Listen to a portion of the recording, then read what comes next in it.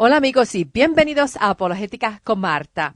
Hoy continuamos la serie sobre Jesucristo y el enfoque será en Cristo en el Antiguo Testamento, especialmente en los tipos, las sombras o las figuras que nos conducen a reconocer que Cristo es realmente el centro y el enfoque de la revelación en el Antiguo Testamento.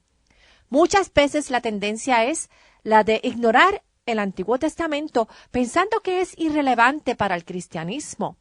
Sin embargo, la revelación de Cristo en el Antiguo Testamento es un antecedente muy importante para la narrativa del Nuevo Testamento.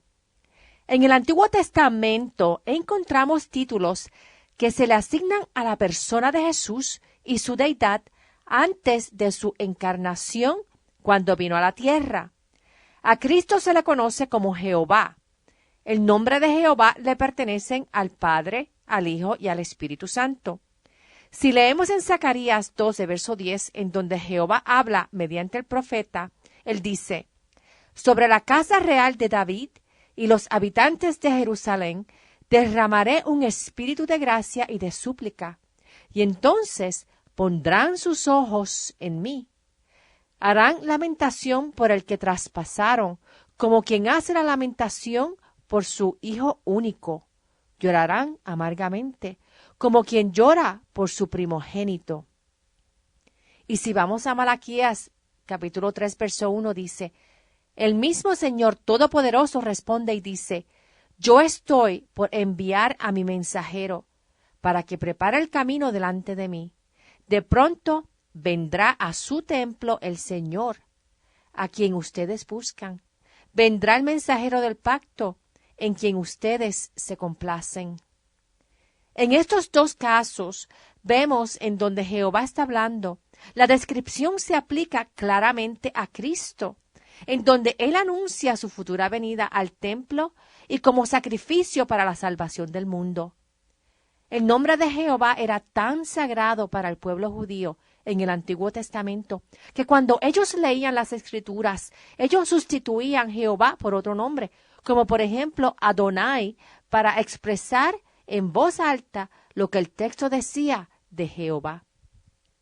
Zacarías y Malaquías fueron dos de los muchos profetas en el Antiguo Testamento que Jehová utilizó para anunciar la venida de Jesús. Ese era un plan que Dios tenía desde antes de la creación del mundo y el cual le fue revelado a la humanidad mediante profetas como Zacarías y Malaquías. Zacarías fue profeta y sacerdote. Él nació en Babilonia durante el periodo del exilio de los judíos en Babilonia y él regresó a Judá en el 538 a.C. Malaquías fue el último profeta del Antiguo Testamento y él pudo haber escrito su libro cerca del año 433 a.C. En el Antiguo Testamento encontramos teofanías de Cristo. Una teofanía es una manifestación de Dios en la Biblia que es tangible para los sentidos humanos. Una teofanía es una aparición visible de Dios en el Antiguo Testamento y con frecuencia, pero no siempre, es en forma humana. Una teofanía la encontramos en Génesis 12, en versos 7 al 9. Y aquí dice que Dios se le apareció a Abraham y le dijo que le iba a dar tierra a él y a su descendencia. Más adelante, en Génesis 18, del 1 al 33, leemos que un día Abraham tuvo la visita de dos ángeles y de Dios mismo.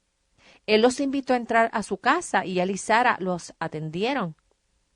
La descripción del ángel de Jehová o el ángel del Señor es la forma más frecuente de las teofanías de Dios en el Antiguo Testamento. En Génesis 16 está la historia de Agar y su encuentro con el ángel del Señor en el desierto. Agar fue la esclava egipcia de Sara, quien iba a tener un hijo con Abraham, a quien luego llamaron Ismael. Agar estaba embarazada cuando huyó al desierto por el maltrato que Sara le estaba dando. Y fue el ángel del Señor quien se le apareció a Agar y le dijo que se regresara a donde Sara y se sometiera a su autoridad. Dios iba a multiplicar la descendencia de Agar mediante Ismael. Más adelante, en Génesis 21, luego que Ismael nació, Agar fue expulsada de la casa de Abraham y Sara, pero el ángel de Dios llamó a Agar desde el cielo y le aseguró que ella estaría bien y que su descendencia sería amplia. En Génesis 32, versos 22 al 30, vemos otra teofanía en donde Jacob luchó con lo que parecía ser un hombre, pero realmente era Dios. En el Antiguo Testamento encontramos que el ángel de Dios le ministró a Jacob, se le apareció a Moisés en la zarza ardiente, estuvo presente en la columna de nube y en la columna de fuego, dirigiendo al pueblo judío durante el Éxodo. El ángel del Señor comisionó a Gedeón como líder y juez en Jueces 13. El ángel del Señor se le apareció a los padres de Sansón y les dio instrucciones en cómo criarlo. El ángel de Jehová reveló su juicio a David por su pecado de tomar un censo militar. Y el ángel de Jehová protegió a Sadrach, Mesach y Abednego cuando Nabucodonosor ordenó a tirarlos a un horno de fuego. Nabucodonosor vio a un cuarto ser que tenía apariencia de Dios y quien protegió a los otros tres para que no se quemaran y salieran completamente sanos del fuego. Todas las historias del ángel de Jehová o del ángel del Señor son testimonio que apuntan hacia el Hijo de Dios y su actividad en el Antiguo Testamento. Allí vemos que Cristo trató situaciones en que personas pecaron, Él les proveyó a otros en momentos de necesidad, Él guió el camino para que personas pudieran obedecer la voluntad de Dios y protegió a personas y pueblos contra el enemigo que querían su destrucción, a la vez que ejecutó la providencia de Dios. Todos los eventos del Antiguo Testamento que involucraron a Cristo tenían un propósito de revelar su existencia, su santidad y su amor hacia su creación, que culminaría en los hechos y la revelación que tenemos en el Nuevo Testamento. El ángel de Jehová en el Antiguo Testamento es más que un ángel. Es una preencarnación de Cristo, quien es Dios y manifestó su existencia y deidad ante el pueblo judío y las naciones que los rodeaban. En el Antiguo Testamento recibimos revelación de Cristo como Salvador, comenzando en Génesis 3 con la historia del pecado y la desobediencia de Adán y Eva. Es claro que estamos bajo condena. En el jardín del Edén notamos dos sistemas contradictorios. Uno es la sugerencia de la serpiente sobre la posibilidad de una automejora del hombre natural al punto de llegar a ser como Dios. Y la otra es la revelación de Dios sobre el pecado, la depravación a la que había caído el ser humano y la desesperanza del estado del ser humano apartado de la salvación de Dios. El ser humano es impotente, número 1, de traerse a existencia a sí mismo, y número 2, es impotente de mantenerse a sí mismo en existencia por la eternidad. Solo Dios tiene el poder de mantener a los seres humanos en existencia física y espiritualmente, y eso fue lo que nos mostró eventualmente la resurrección de Jesús. En el Antiguo Testamento, en Génesis 3, verso 15, la merced y el amor de Dios están en exhibición antes de que Dios pasara a juicio por el pecado de Adán y Eva. En Génesis 3, verso 15, Dios dijo: pondré enemistad entre tú y la mujer, y entre tu simiente y la de ella. Su simiente te aplastará la cabeza, pero tú le morderás el talón. Esa simiente aquí mencionada es la profecía de Cristo, que vendría a derrotar la obra de Satanás mediante la cruz y la resurrección. En la genealogía de Jesús hombre, que aparece en Lucas, en el capítulo 3, Él nos lleva a todos los antepasados de Jesús mediante José hasta llegar a Adán, hijo de Dios. Pero el Salvador que vendría era de la semilla de la mujer, no de la semilla del hombre, porque Cristo era hijo de Dios, no hijo del hombre. Es en Mateo, en el capítulo 1, que encontramos la genealogía de Jesús mediante María, que era la simiente de la mujer, profetizado en Génesis 3 en el verso 15. Allí Cristo Jesús es llamado hijo de David e hijo de Abraham. David representa el reino y Abraham representa el hijo de la promesa. En el Antiguo Testamento, en Isaías 7, verso 14, se anuncia el nacimiento de Jesús mediante la Virgen María. Isaías 7:14 dice, por eso el Señor mismo les dará una señal. La Virgen concebirá y dará a luz un hijo, y lo llamarán Emmanuel. Para Adán, ahora su esperanza estaba en ese niño futuro, de la mujer que a través de ese niño vendría Dios y traería la salvación. Dios confirmó su juicio y su merced a Adán y a Eva de una manera que pasamos por desapercibidos. Él los expulsó del jardín del Edén para que no comieran del árbol de la vida y vivieran por siempre en cuerpos llenos de pecado.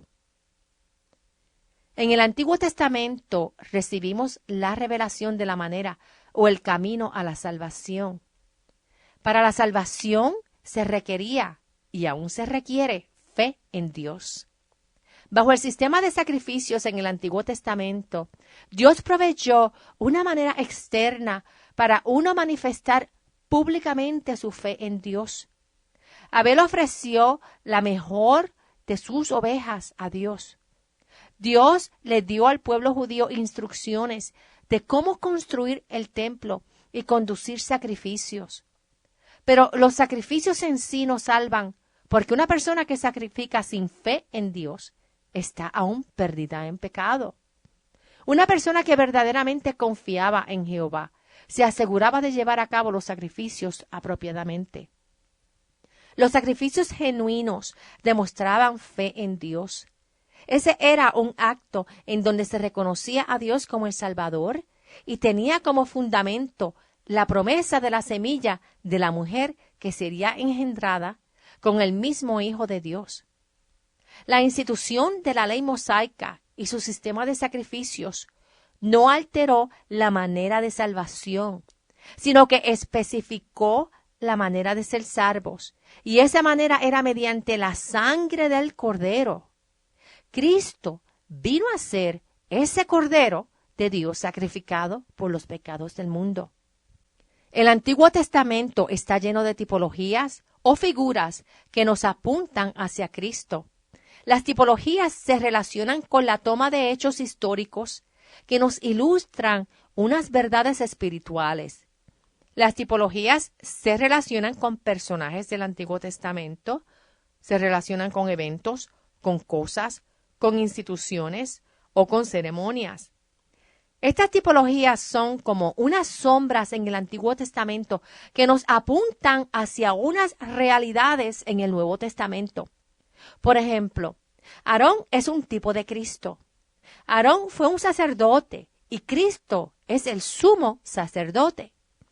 Aarón administró el convenio de la ley mosaica y Cristo administró el nuevo convenio. Aarón hacía sacrificios diarios, mientras que Cristo hizo un solo sacrificio para todos. El tipo de Aarón revela a Cristo en su humanidad y la obra del sacerdocio. Mientras que Aarón se mantuvo como parte de Israel sirviendo como mediador, Cristo se mantuvo genuinamente humano en la tierra, experimentando debilidades, limitaciones y sufrimiento. Y aún en el cielo, Cristo continúa su humanidad. La intercesión de Aarón es un cuadro en el Antiguo Testamento que nos apunta a la intercesión de Cristo Jesús por nosotros.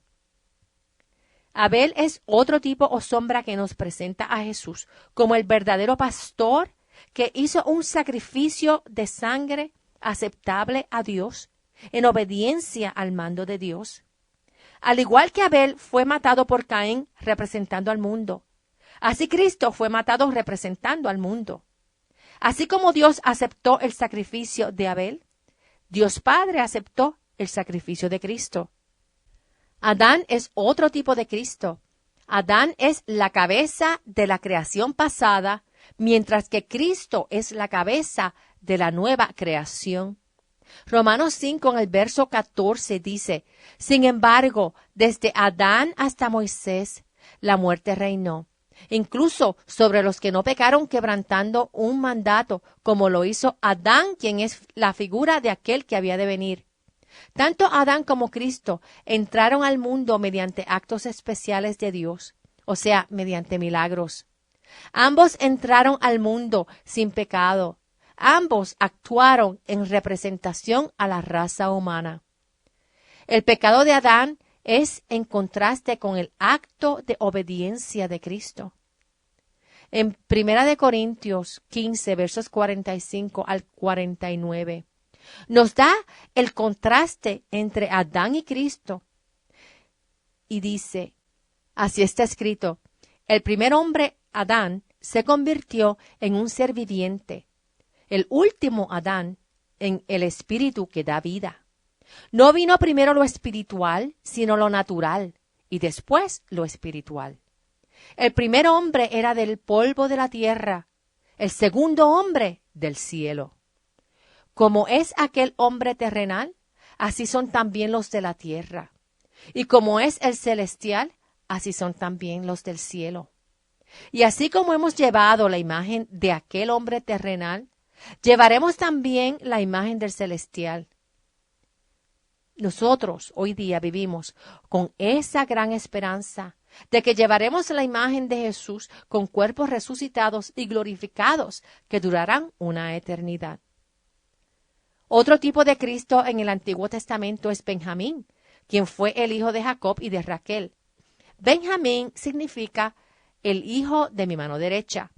Y como Benjamín, Cristo es el hijo de la mano derecha de Dios Padre, victorioso en la batalla contra el pecado, al igual que Benjamín fue victorioso en sus batallas contra otras tribus. David es otra figura prominente que apunta hacia Cristo. David es una figura de Cristo como uno que primero fue pastor y luego fue rey. David experimentó el llamado de Dios, el rechazo de sus hermanos, su vida siempre corría peligro porque fue ungido rey. Luego él reinó sobre Israel con poder y soberanía completa. Cristo obedeció a Dios Padre, fue también rechazado por sus propios hermanos, su vida corrió peligro ya que varias veces intentaron apedrearlo hasta que finalmente lo acusaron falsamente y lo mataron en la cruz.